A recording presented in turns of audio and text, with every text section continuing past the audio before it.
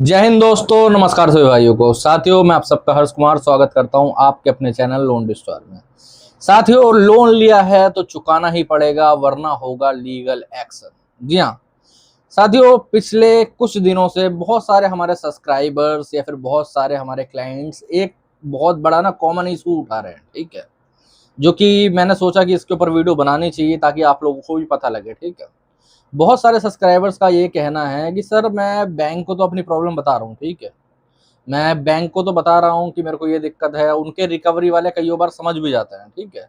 लेकिन जितनी भी एनबीएफसी हैं, ठीक है, जितनी भी एनबीएफसी मतलब जो लोन ऐप है, ठीक है, उनसे हमने लोन ले रखा है, इनकी रिकवरी समझने को तैयार नहीं है, ठीक है। और कल ही मैंने एक कॉल बुक करके एक सब्सक्राइबर से बात करी थी, ठीक है, उन्होंने कॉल बुक करा था तो बात हुई थी। तो उन्होंने बताया कि सर, मैंने इन एनबीएफसी वालों ने हदें पार कर दी हैं। मैंने बोला ऐसा क्या हो गया, क्या दिक्कत आई है? कह रहा सर, अभी तक तो चलो इनका खुद का फोन आता था, बट अब इन्होंने पुलिस वालों से भी फोन करवाना स्टार्ट करवा दिया है, ठीक है।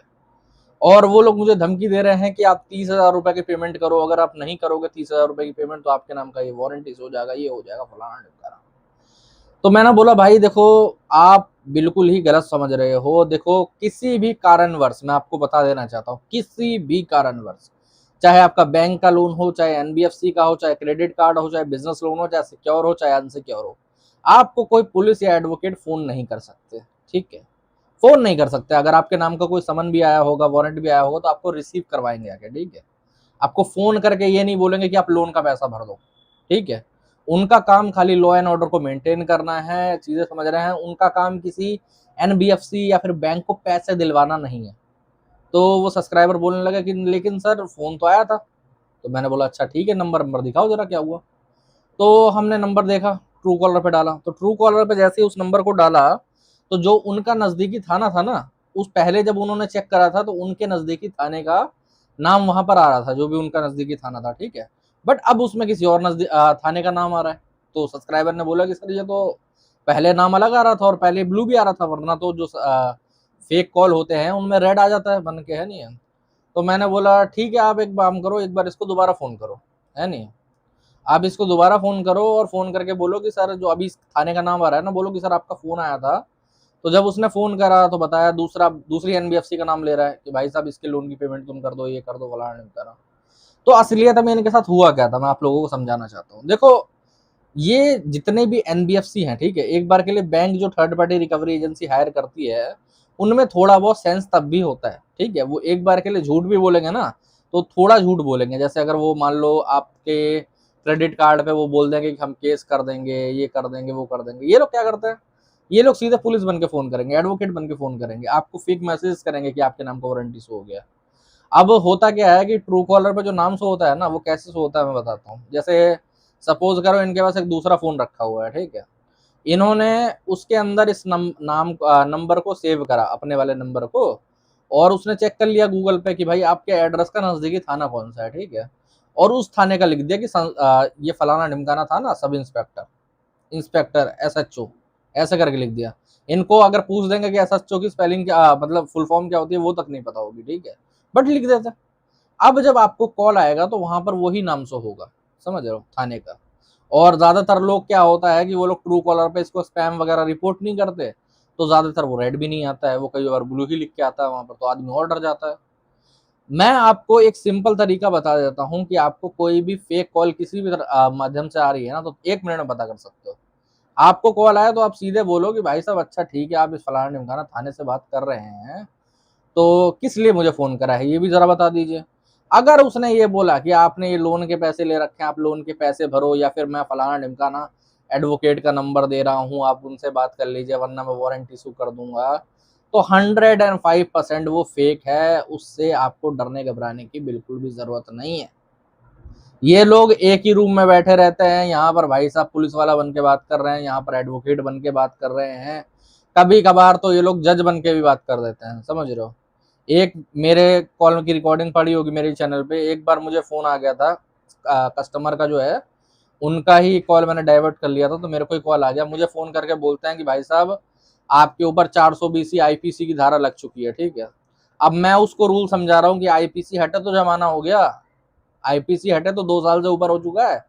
अब तो बीएनएस आ चुका है, तो मैडम कहती है कि अच्छा आपको इतना पता है तो लोन के पैसे भर दो, फलाना ढिमकाना ये वो।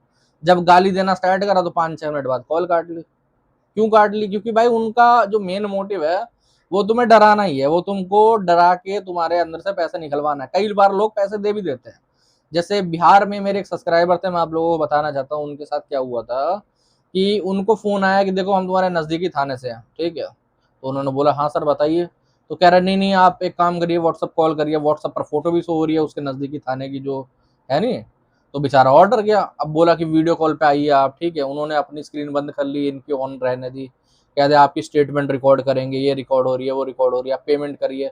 अगर उस व्यक्ति के पास उस टाइम पे पैसे होते अकाउंट में, मैं लिखित में दे रहा हूँ कि वो पैसे दे देता डर के मारे। बट पैसे ही नहीं थे तो देता कहाँ से? तो ऐसा आधा एक घंटा बीता। जब आधा एक घंटा बहुत ज्यादा वो हो गया, बहुत बेचारा बहुत डर गया, तो उसने दूसरे फोन से मुझे फोन करा। जब फोन करा तो पूरी सिचुएशन बताई कि सर देखो ऐसे मेरे को अरेस्ट कर रखा है इन लोगों ने वीडियो कॉल पर, बोल रहा है अगर आप हटोगे तो आपके घर पे आ जाएंगे सीधे, ये फलाना ढिमकाना।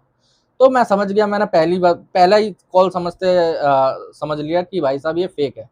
तो मैंने उन्हें बोला कि भाई से मारो ब्लॉक, 4 गाली दे के चाहे तो ब्लॉक मारो, ऐसे ब्लॉक मार दो और आराम से अपने घर पे सो, कुछ नहीं होने वाला, कोई दिक्कत नहीं होने वाली, ठीक है। अरे यार आपको सोचने वाली बात है कि हमारे माननीय सुप्रीम कोर्ट ने भी कह रखा है कि भाई साहब लोन ना चुकाना किसी तरीके का कोई क्राइम नहीं है, नहीं है, नहीं है, नहीं है। कितनी बार भी कोई चाहे बैंक बोल ले, चाहे कोई एनबीएफसी बोल ले, वो कोई भी क्राइम नहीं है। बैंक के साथ आपका एग्रीमेंट हुआ था, आपने पैसे लिए थे, बैंक की गारंटी, बैंक ने अपनी गारंटी पे दिए थे। अब आपके पास पैसे नहीं है, आप नहीं चुका पा रहे, कोई क्राइम नहीं है, कोई एफआईआर नहीं होगी, कोई थाने आपकी जाने की जरूरत नहीं है।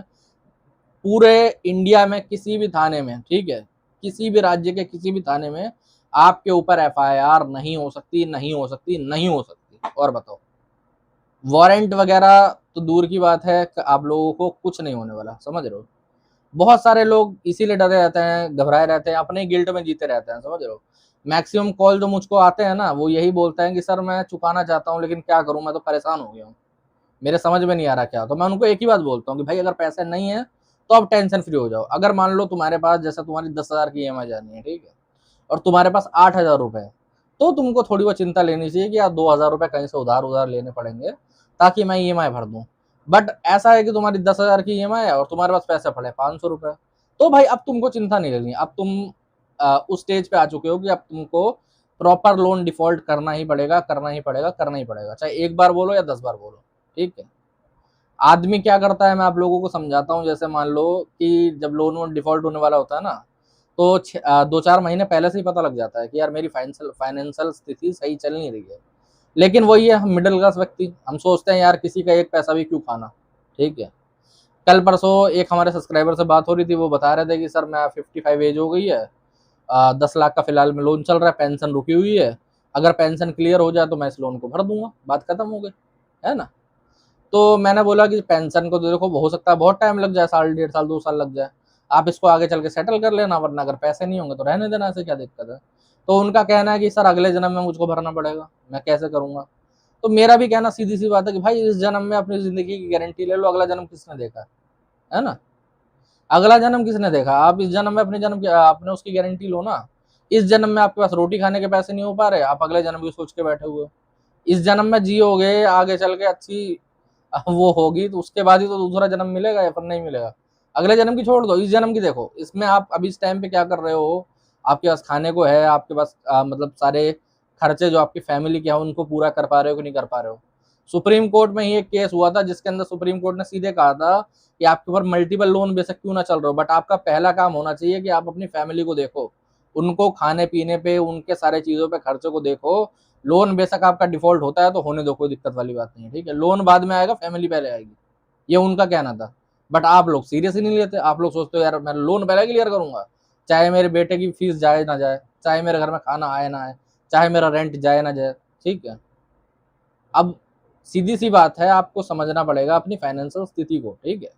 और जितना भी इन लोगों ने डर आपके अंदर क्रिएट करके रखा हुआ है, आपको डरा के रखा हुआ है, आपको इसको प्रॉपरली रूप से खत्म करना होगा, ठीक है।